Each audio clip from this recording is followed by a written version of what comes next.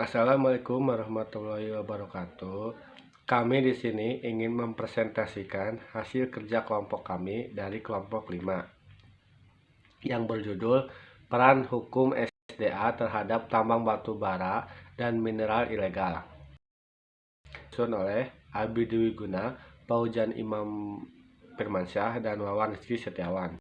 A. Dampak pertambangan batu bara dan mineral ilegal terhadap lingkungan. 1. Pencemaran air. Umumnya, penambangan ilegal menggunakan merkuri pada proses produksi dan pengolahan emas. Seringkali pembuangan limbah merkuri tidak dilakukan sesuai prosedur yang disyaratkan. Akibatnya, emisi merkuri terkontaminasi pada lingkungan dalam jumlah besar dan mencemari sumber air sungai. Apabila ikan-ikan yang berada di sungai terkontaminasi merkuri dan dikonsumsi oleh manusia, maka dapat membahayakan kesehatan dan bahkan menyebabkan kematian. 2. Pencemaran udara. Udara yang tercemar polutan yang berasal dari aktivitas maupun limbah penambangan sangat berbahaya bagi kesehatan. Polutan tersebut dapat menyebabkan berbagai penyakit pernapasan seperti influenza, pneumonia, bronkitis, asma, dan penyakit pernapasan lainnya. 3. Pencemaran tanah. Penambangan ilegal yang tidak dilakukan sesuai standar perlindungan lingkungan dapat merusak vegetasi tanah dan profil genetik tanah yang ada, sehingga tanah yang awalnya subur akan kering dan tandus. Pememaatan lahan yang tidak sesuai juga dapat mengubah topografi umum kawasan tambang secara permanen yang dapat berakibat longsor dan banjir. 4. Mengancam nyawa masyarakat. Penggunaan merkuri di pertambangan membuat beberapa bayi lahir cacat, seperti lahir dengan usus di luar perut, otak di luar tempurung kepala, tengkorak kepala tidak lengkap, tidak memiliki tulang rusuk, dan kulit pembalut perut. Tidak ada larangan untuk mendirikan perusahaan penambangan, namun penambangan ilegal memiliki risiko yang tinggi terhadap hidup lingkungan. Oleh karena itu, penambangan harus memiliki standar beroperasi dan izin supaya dapat mencegah kerusakan yang diakibatkan oleh distribusi limbah berbahaya pada lingkungan. Studi kasus atau contoh kasusnya. Pada Selasa, tanggal 31 Maret 2020, penduduk desa Karyajaya, Kecamatan Samboja, Kutai Kartanegara benar-benar meluapkan kegeraman mereka. Masalahnya adalah penambangan batu bara yang diduga ilegal mengancam sekitar kehidupan 1.900 jiwa penduduk desa. Aktivitas penambangan di Bendungan Samboja dikhawatirkan merusak sumber air bersih dan irigasi untuk 450 hektar lahan persawahan. Kasus penambangan batu bara yang diduga ilegal seperti di Samboja diyakini hanya sekelumit kisah di Kalimantan Timur. Walaupun sering ditindak, tambangan batu bara ilegal di Tenggerai terus bermunculan. Investigasi Ombudsman Republik Indonesia pada 2019 diperkuat dengan dugaan tersebut. ODI menemukan aktivitas penambangan ilegal di sejumlah daerah di Indonesia. Mengutip data Kementerian Lingkungan Hidup dan Kehutanan (KLHK) yang memuat kerugian negara akibat pertambangan batu bara ilegal di Indonesia, total kerugian tersebut mencapai 400 triliun rupiah. Nilai ini belum termasuk tanggung jawab untuk mereklamasi lahan. Masalahnya kemudian ketika lahan bekas pertambangan ilegal itu direklamasi, maka uang negara yang akan dipakai untuk membiayai reklamasi. C. Bagaimana peran hukum sumber daya alam dalam menangani tambang batu bara dan mineral ilegal?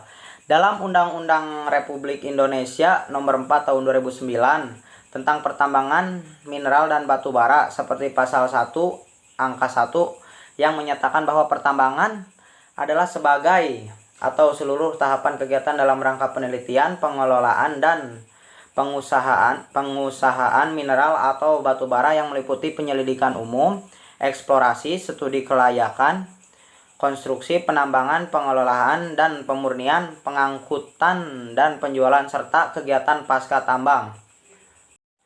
1. Penyelidikan umum. Kegiatan usaha penambangan batubara dimulai dengan penyelidikan umum, yaitu dengan mencari lahan. Kegiatan ini merupakan langkah awal usaha penambangan batubara yang ditujukan untuk mencari dan menemukan endapan bahan galian.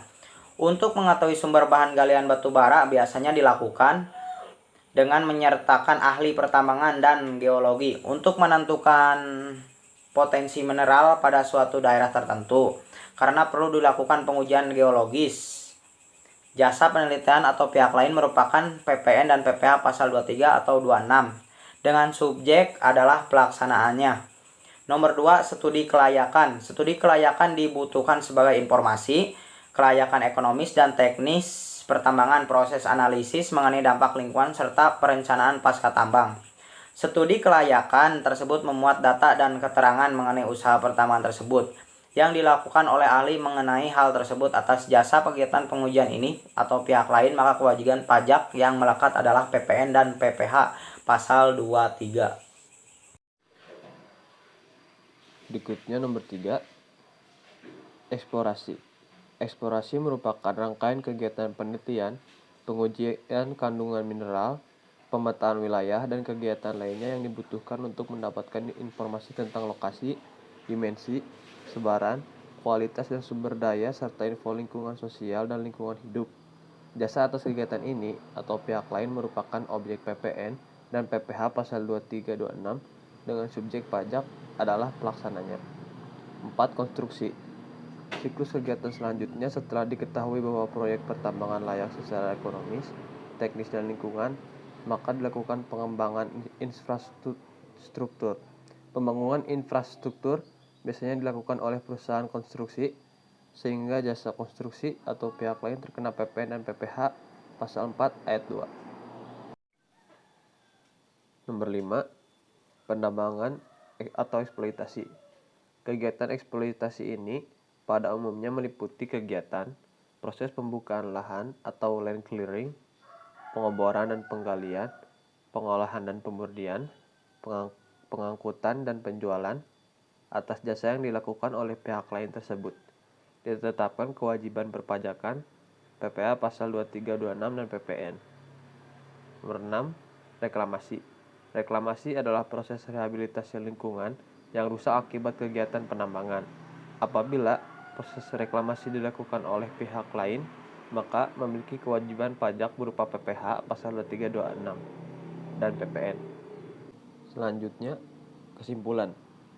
Salah satu cabang ekonomi dan sumber daya alam yang penting adalah faktor pertimbangan. Oleh karena itu, perlu ada peraturan yang terkait pemanfaatan sektor pertambangan yang diwujudkan dengan keberadaan hukum pertambangan, yaitu kaidah yang mengatur kewenangan negara dalam pengolahan dan bahan galian atau tambang, yang mengatur hubungan hukum antara negara dengan orang dan atau badan hukum dalam pengelolaan dan pemanfaatan bahan galian atau tambang. Salah satu wujud dari eksistensi hukum pertambangan adalah keberadaan Undang-Undang Minerba yang mengatur pemanfaatan sektor pertambangan berupa mineral dan batu bara.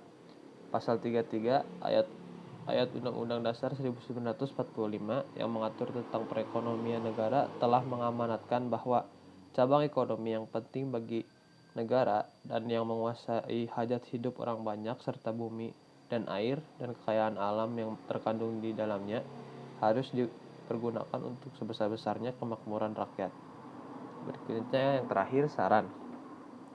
Hukum sumber daya alam harus bisa menekan atau membatasi pertambangan ilegal, karena hukum sumber daya alam ialah kunci dari kelangsungan alam agar tidak dirusak oleh manusia yang melakukan pertambangan liar. Dan untuk pelaku pertambangan liar harus dijerat dengan hukum yang berat karena telah merusak kelangsungan alam. Sekian presentasi dari kelompok kami yang bisa kami sampaikan.